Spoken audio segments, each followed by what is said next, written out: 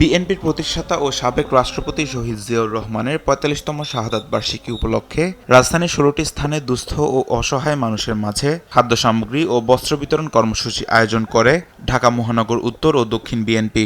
শনিবার সকালে মানিক মিয়া এভিনিউয়ে রাজধানী উচ্চ বিদ্যালয় মাঠে এ কার্যক্রম উদ্বোধন করেন প্রধানমন্ত্রী তারেক রহমান।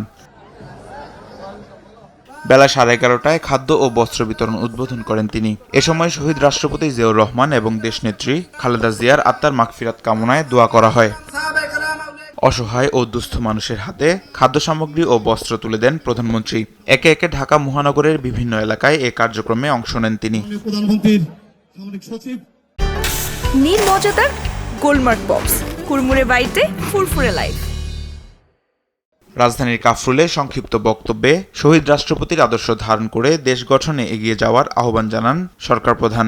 শহীদ জিয়ার রাজনীতিই ছিল মানুষের পাশে দাঁড়ানো, মানুষকে সহযোগিতা করা এবং দেশ গঠন করা। আসুন নেতৃবৃন্দ, আজকে শহীদ জিয়ার এই ৪৫তম শাহাদাত বার্ষিকী উপলক্ষে আমাদের আজকে শপথ হোক যে আমরা শহীদ জিয়ার সেই দীক্ষায় দীক্ষিত হয়ে আমরা দেশ গঠনের কাজে নিজেদেরকে নিয়োজিত করব ইনশাআল্লাহ। পরে পল্লবীতে খাদ্য ও বস্ত্র বিতরণ করেন প্রধানমন্ত্রী। বলেন, শহীদ জিয়ার রাজনীতির মূল লক্ষ্য ছিল মানুষের সেবা করা। তা থেকে শিক্ষা নিয়ে মানুষের পাশে দাঁড়ানোর শপথ নেওয়ার আহ্বান জানান তিনি। আমরা শপথ গ্রহণ করি যে আমাদেরকে বিগত 12 তারিখের নির্বাচনের মাধ্যমে আল্লাহ রাব্বুল আলামিন যেই সুযোগ দিয়েছেন দেশকে গঠন করার, মানুষের পাশে দাঁড়ানোর, আমরা সেই কাজটি সুন্দরভাবে যাতে করতে পারি। তামিম মাহবুব, দেশ টিভি, ঢাকা।